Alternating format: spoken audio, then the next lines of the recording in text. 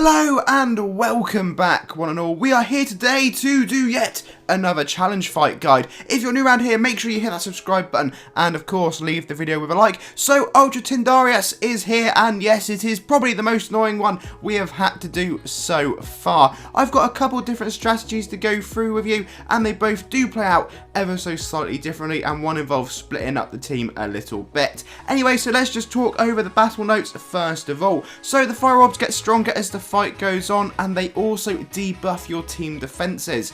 Tyndarius gains power when his abilities activate, and his standard DPS seems to sit roughly between 6,000 and 8,000. So for strategy 1, which is where everyone attacks the same targets, we have got Arch Paladin. That is essential, never drop that from your team. Legion Revenant, Lord of Order and Naval Commander. You can actually use Dark Knight Lord, but I won't be demoing that one here today. Anyway, so as you can see, this was all done on stream, hence the little blurry thing in the right. The first thing you want to do is pre-buff before you enter the room. That will really help you out, and Arch Paladin needs to make sure that fourth ability is being hit straight away, otherwise you'll get instant wiped. I recommend starting with the left orb. That's just the way it always seems to be, so much easier. So you go along there and your whole team can just focus on that one, then you'll jump across to the right one, munch through that, and then you can do your damage to the boss. This strategy is considerably easier in my opinion than the second one, just because you can do it one heck of a lot quicker when you're all fighting it together. The boss himself has about 6 million HP, I believe, so all in all I believe this took us about 3 rotations to do.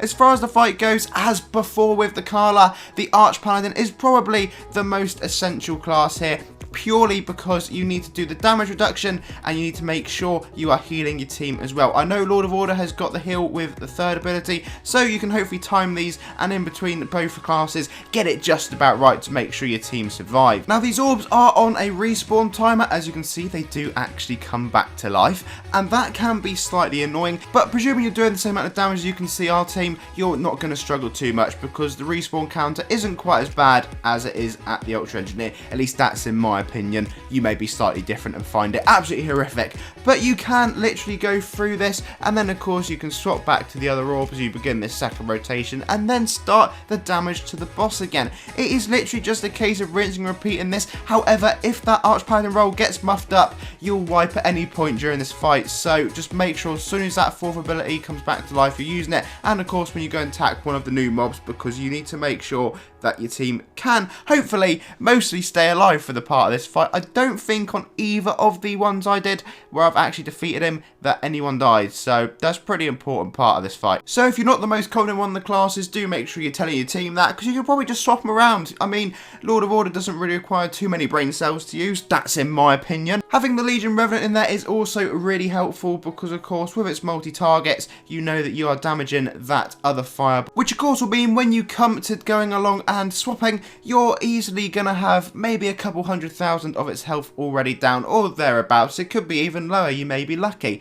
Anyway, so in this particular battle you can see on screen, we are literally about to finish the boss off once this fireball is defeated, and we managed to do that in the 3 rotations that we spoke about. This is probably the quickest way I've found so far to go about it. I don't think I've managed to beat it in under 3. That could be, well, I don't know, that could be near impossible, maybe not, I'm not too sure. But let us talk about strategy 2. This is where you split the teams. So Arch Paladin, again, Lord of Order, Legion Revenant, and this time we are using Chrono Commandant. What I'll do is just put up a little picture I made to hopefully make this explanation slightly easier. So we'll call them teams. So team 1 goes for the left orb for the whole of the fight.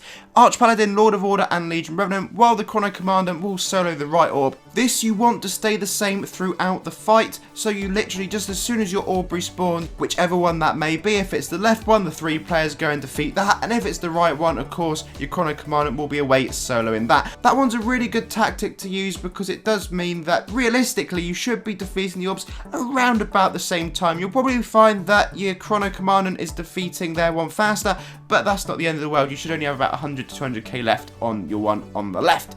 Anyway, so the fight plays out literally exactly the same as before. You don't really want to change anything too much up. As you can see, the right orb goes down first. In this case, this is a good example actually. We take a little bit longer on the left orb, which isn't the end of the world, and we do then get a bit of help from the Chrono Commandant just to finish that one off. It doesn't go like that every single time, but then once you've cleared it, you're able to do your damage to the boss. The only issue with that is it means we have to do an extra rotation on this fight because of course that right orb will be spawning back ever so slightly quicker. Whilst you can continue to DPS the boss, again, that's what Legion Revenant will be doing, it isn't going to be going down too massively until your whole squad is attacking it. Now, you will notice that one of our team members, by accident, also goes to the right orb. This wasn't the end of the world because the left one hadn't spawned, but that did change pretty quickly, and luckily we did manage to get away with it, and our teammate realised at some point during this that they actually needed to be back over on the left once Per sort of pointed that out to them. But as you can see, it didn't mess it up, so there is a bit of leeway in this, and the team split may be able to go 2 and 2. Who knows? Just one of those things you have to try and find out. Anyway, of course, due to the team split going slightly wrong there, it did mean we took a bit longer with the left orb, but it's good to see that this fight doesn't have to go as smoothly as you want it to, because we did manage to munch for its health quick enough once the right one had gone down. So then comes our second damage phase to the boss, which goes considerably better, in my opinion, than the first one. We're getting him down to roughly the halfway mark, but again, we are going to have that right orb spawning back first. When that does happen, the 3 other players can literally just continue to defeat the boss and deal damage into him until their orb on the left spawns. That is a very important little thing to take into account. There you go, left one's up, and we can go along and swap to that.